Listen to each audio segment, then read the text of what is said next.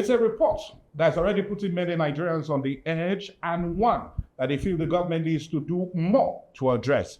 And we're talking about the report coming from the United Nations indicating that many Nigerians will soon go hungry.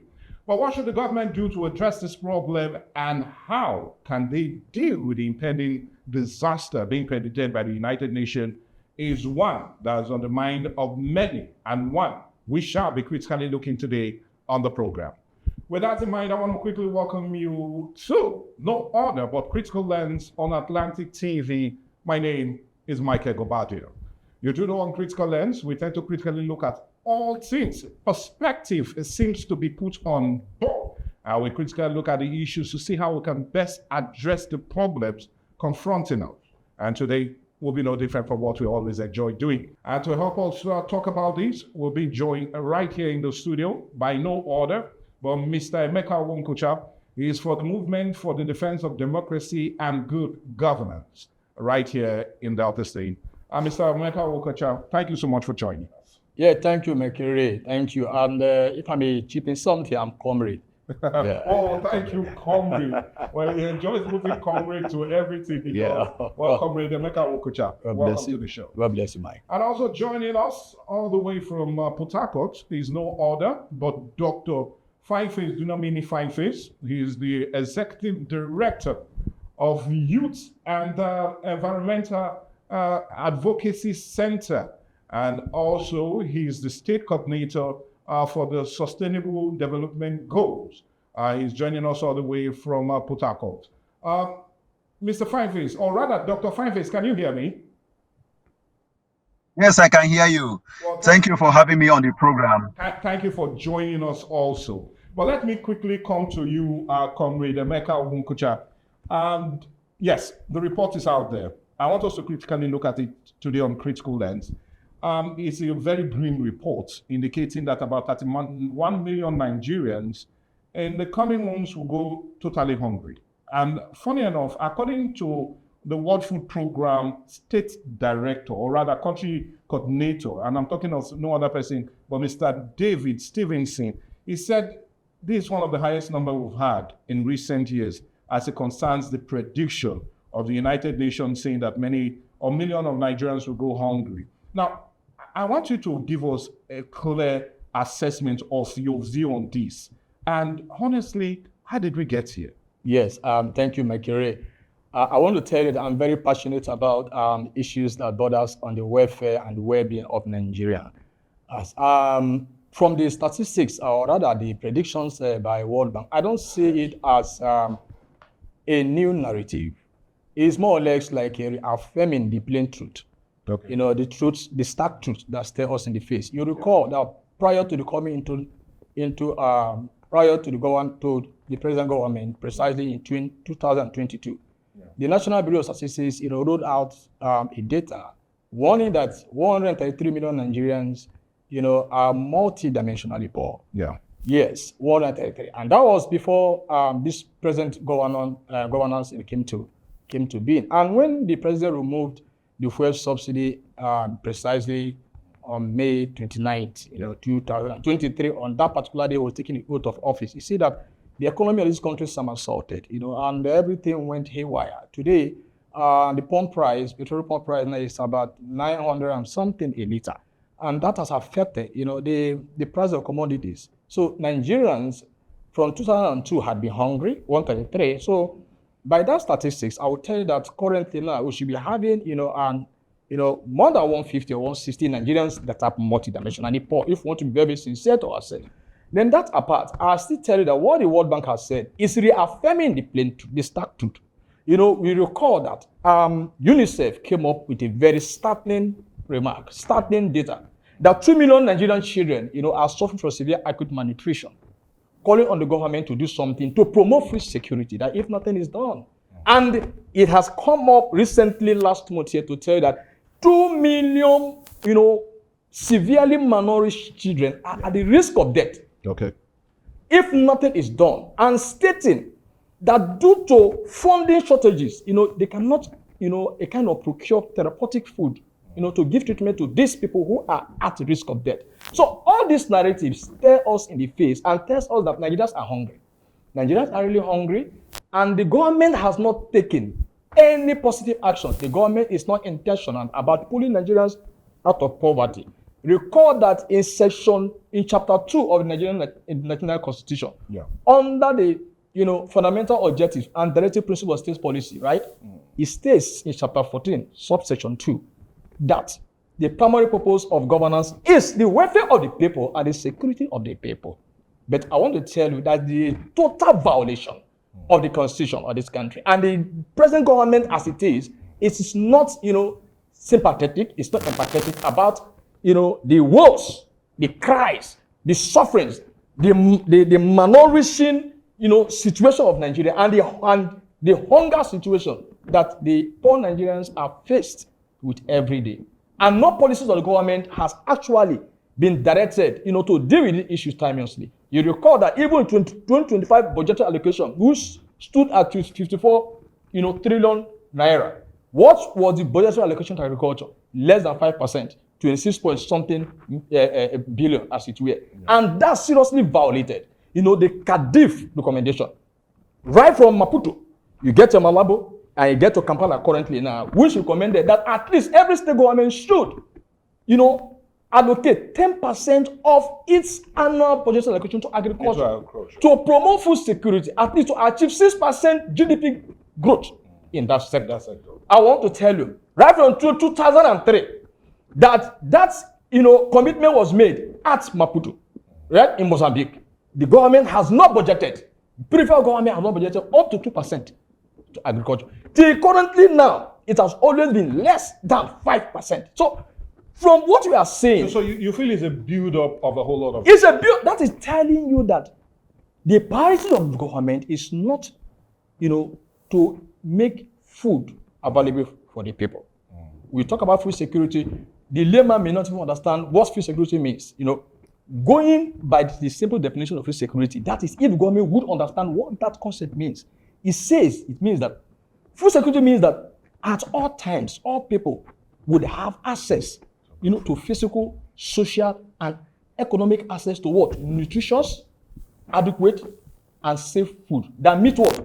Their dietary needs and food preferences to live a healthy and active life.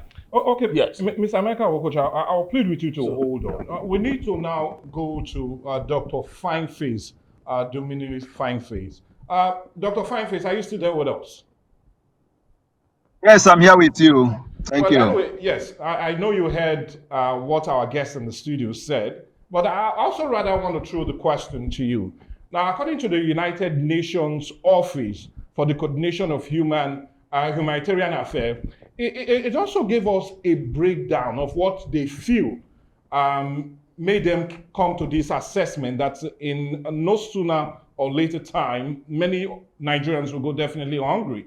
Now, one of the major reasons they gave, according to their report, and which I want us, or rather want you to walk us through and talk us through it, knowing that you are also working in hand with the United Nations, is they gave us three fundamentals. And these fundamentals are: number one, they talked about the conflict in the Northeast, which generally is chasing a whole lot of farmers away. They also talked about climate change, which is also impacting negatively on our food security. And one last thing they talked about was the issue of food pricing, which also they feel is now out of the reach of the common man. So I want you to help us, walk us through or talk us through these fundamentals and how they arose to have this conclusion that definitely millions of Nigerians will go hungry in no time soon.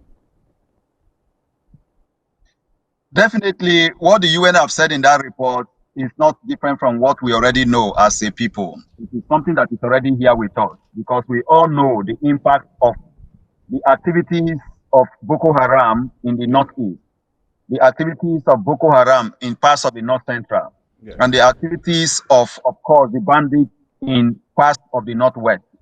Even in the Niger Delta, some activities of pirates and militants are also affecting, some of these issues that they have raised.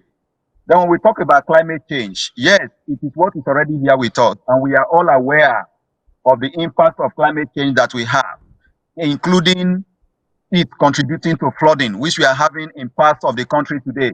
Here in the South, flooding is one of the things that, even as we speak, it is impacting a lot of communities and affecting food production. Then we talk about the issue of food pricing, because Boko Haram insurgents, insecurity, banditry, militancy, and even pirates in parts of the waterways where fishermen normally go to fish and make food available to the people has affected food production at a time that Nigerians are over 200 million.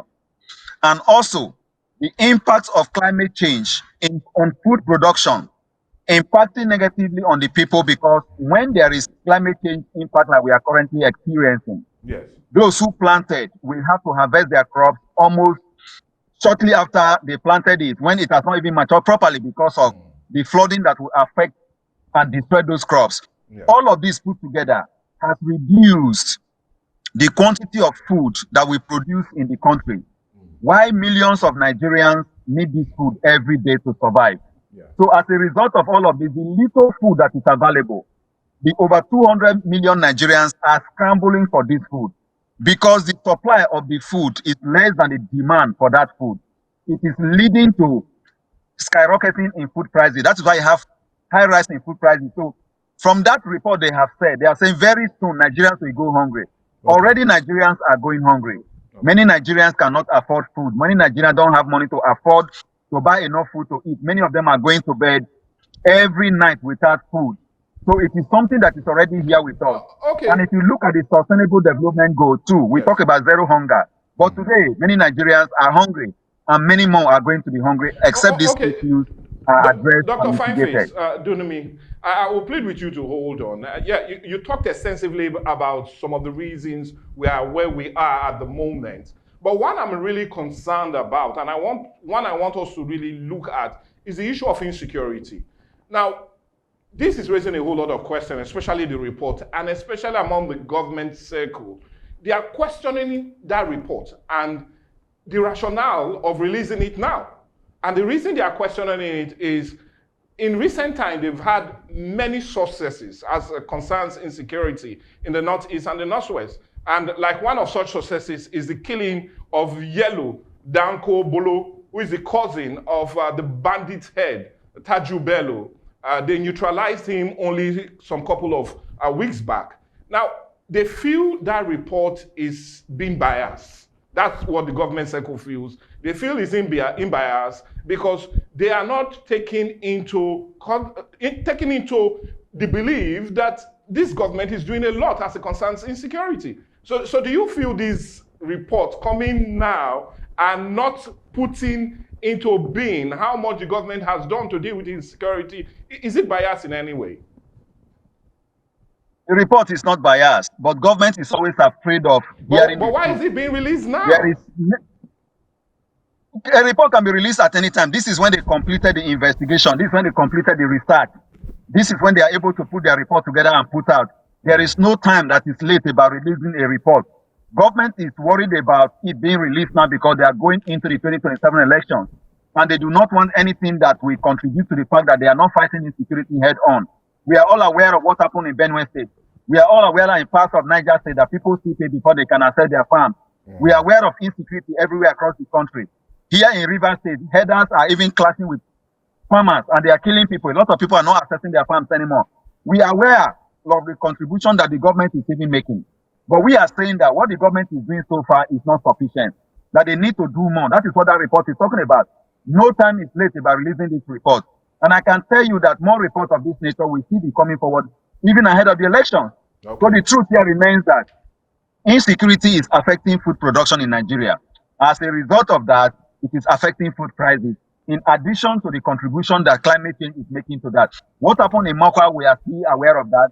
What is currently happening and the prediction that has been given by the Federal Environment, that we should expect heavy rainfall in about 19 states and 73 locations or thereabouts. We are all aware of all of this and the impact it will have on food production. These are different threats coming from, different sectors and different parts of the society affecting this. So the issue of insecurity is number one on the list that is affecting food production in Nigeria. And government must fight insecurity head on for us to be able to have food, because farmers will be able to access their farms, plant their crops without having to pay and be killed while they are going about food production. Government must not see any time as a bad time to release a report. But Okay. anytime a report comes, government will look into it and give support to mitigation measures that have been recommended by the report to fight insecurity and other menaces that may have been attributed to what is happening now. Okay, well, thank you, Dr. Dunami Fineface. I'll plead with you to hold on. Let me come back to you, Mr. Emeka Wonkocha. I know you heard what he said, Yes. but my question will be a bit different. Because if you look at food inflation for the month of June, it decreased to 22.22%, down from 22.97%, which is about 3.96 decline in food inflation, which many smiled about. But some of the reasons for that was the rebasing of the index. That's number one, that was attributed to it. And not only that, we looked also at some other monetary policies being brought in by the government. So it's not necessarily the production of food increasing. But my question now is, the government have done a lot, especially as it concerns agriculture and food production in the country, because I could still remember some couple of weeks back, this very government, talking about the federal, gave about 2,000 tractors to farmers. And recently, they also distributed about 2.15 million bags of fertilizers to farmers cut across the country. So my question now is, why is this not making any impact on the production of food in the country? Thank you very much. Mike Shea, when you were reading out your statistics, Yes. I felt like we are living on Earth. We are not living in the moon. Okay. And you don't need rocket science, to put these things in place. Yeah. Mike, the question is this. I want to return it back to you. Yes. Do we not have countries, that are able to feed their citizens very well? Okay. They're on Earth here. Of course we do. At least I will tell you in confidence that there's no country in Europe, that faces the problem of food insecurity. In short, food is a negligible commodity. Negligible in the sense that you don't even need to even struggle to eat what is called a good diet. I'm telling you. Do you know why it is like that? The governments, past and present, as it were, in those places, had been and have been very, very deliberate, Okay. committed, concerned about, knowing fully well that we must prioritize the welfare of the people. All these things we're talking about all sum up to the welfare of the people. I have told you here that your government does not fund agriculture adequately. These things you are mentioning are just one-off interventions. Agriculture is not one-off. And if you are talking about climate change, let me come. Sir, the impact of climate change is only in Nigeria. It's across the globe. You deploy technology to check some of all these challenges. Food production is not the exclusive preserve of northern areas. You can deploy technology, right? Food production should not be determined by weather conditions. You can deploy technology. There's no crop that cannot grow from January to December. If you provide the necessary environment to enable that crop to grow. What we are talking about here is that over time and currently, our governments have not been deliberate, sincere, committed to the well-being of the people. The government has not seen, the welfare of the people to be paramount, as in we must do this to ensure that our citizens are fed. I told you here that UNICEF has rolled out a very startling data that 2 million Nigerian children are suffering from severe acute malnutrition. Only that should inspire our men at National Assembly to be talking about this particular data, as in how come we have, gotten to this. Because no one Nigerian child, is worth dying, or is worth dying of malnutrition. No one Nigerian child. Talk less of 2 million. And that is even not the real statistic. If you want to go by the situation of things practically on ground, I am the president of the Falakawas in this country. So I should tell you that my constituents cannot afford food. And the facts, Mike, stares us in the face across board. Nigerians cannot find food. Food is so expensive. We have food crisis. Is the government doing anything? Government is not doing anything across board. Across 30 states, including Abuja and the central, they have neglected that sector and they want Nigerians to wallow in poverty, to wallow in malnutrition, to die of hardship, malnutrition, starvation, or or what have you. And it has been that. So if the government is deliberate, Mike, you will not be seeing this data rolled out. You'll be seeing the practical actions. You'll be seeing the output. At least when you do an investment, your projection is the output. So if there is no output, then automatically you might have invested in fertility. That these few interventions that this current government has done is inadequate to deal with the problem. Is that what you say? Very, very inadequate. And it is one-off. The tractors you have distributed, do you know, let me tell you, sir, for you to be able to get agriculture right, there should be a total departure for the subsistence farming. To date, Nigeria has not seen reason to upgrade our agricultural production, to embrace mechanized farming. Yeah. What does it need? Technology. What does it need? Deploy the expertise into agriculture. You don't even need all the Nigerians, to go into farming. Today, you have all old women in villages, tilling the ground to feed us. A very, insignificant population of this country can feed this country. One person can feed a local government area if it goes into mechanized farming. These things are there. It's all about deliberate. It's all about being innovative. It's all about being concerned about the people. Yeah. It's all about taking the people's affair first. Prioritizing their needs first, their welfare first, not trivializing it, not treating the issues with kid glue like you see our governments do currently. And that is why United Nations says in the months to come, but let me tell you, Nigerians are already feeling the heat of hunger. The hunger bang has started already. Nigerians cannot feed. What the United Nations has predicted is already happening. They're only bringing that. They're only being sympathetic. Right? If I should be the one to deploy this data, I will tell you the facts. Nigerians are not eating. Nigerians are dying of starvation. Malnutrition has become, the order of the day across board.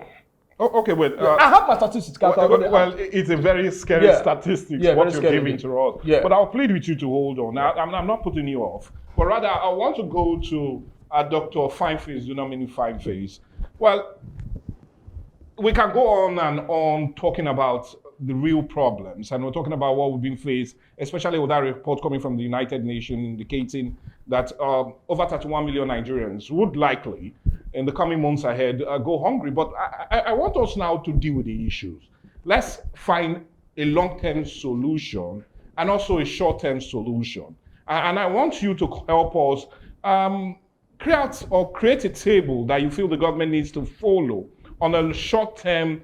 And on the short term, what I mean on the short term, we also do know in that very report that in the likely 2-3 weeks from now, over 300,000 children that are below 2 years will definitely not have anything to eat, especially in the northeast. And what does the government need to do to deal with the issue on the short term? Then on the long term, what does the government need to do? Because we also do know that the World Food Program has said there are 150 centers, kitchen centers, that is helping to deal with this issue, have run out of food. They need about $130 million to fund these kitchens to feed these people. So my question is, what needs to be done? Because we also do know that the shortfall before now was done by US aid. But we all know now that President Trump has indeed cut off funding to the US aid.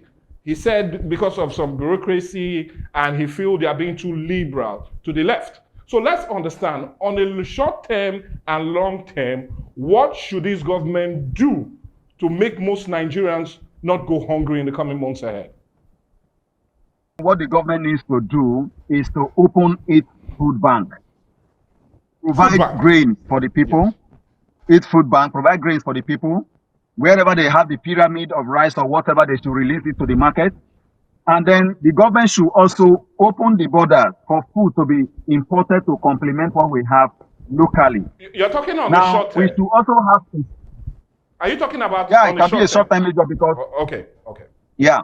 Then they should also provide, immediate incentives for farmers across the country. What we have in place today, we have the Bank of Agriculture. What are they doing to be able to address agricultural issues? So in the medium term, I will think that the Bank of Agriculture should be properly funded so that they can provide funds for farmers to go to the farm, till the soil and plant. Also in the long-term measure, I just want to add them up. Yes. Government should repeal the 1979 Land Use Act so that farmers can go into mechanized agriculture, so that the implements they are releasing, including the tractors, can be used to have a large expanse of land where people can farm without having to not have access to land like what we currently have when this act is in operation. Government should do everything they can, including providing fishing gears for fishermen. There is no reason why Nigeria, being a country surrounded by water to a very large extent with the Atlantic Ocean that we have here, we not have a lot of fishing trawlers that are bringing fish from the river.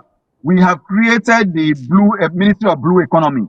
What are we doing to making that ministry to work in such a way that we can utilize our aquatic resources to develop our country, to address fish shortage?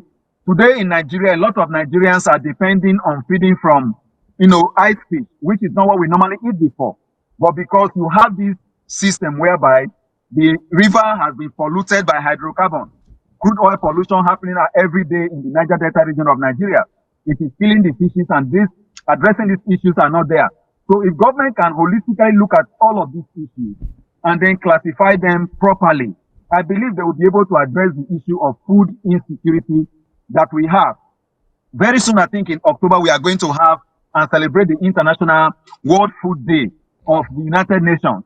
I think it is important for Nigeria to celebrate World Food Day and not to end up celebrating World Foodless Day because we do not have food. Nigeria must be committed. A lot of fundings are not also coming to the area of agriculture. Some of the foreign trips that the president is making and members of government, they should also try to attract funding to support farmers in Nigeria. I believe if that is done, it will go a long way to address some of these issues, including being able to train some of the farmers. We do no longer have some of these extension farmers going about training extension officers going about training farmers on how to plant. Some of the food, like cassava stems we have today, they are old and obsolete. They need to have improved seedlings. We have our research and agricultural institutions. What are they doing to complement the effort of government by making sure that we have food?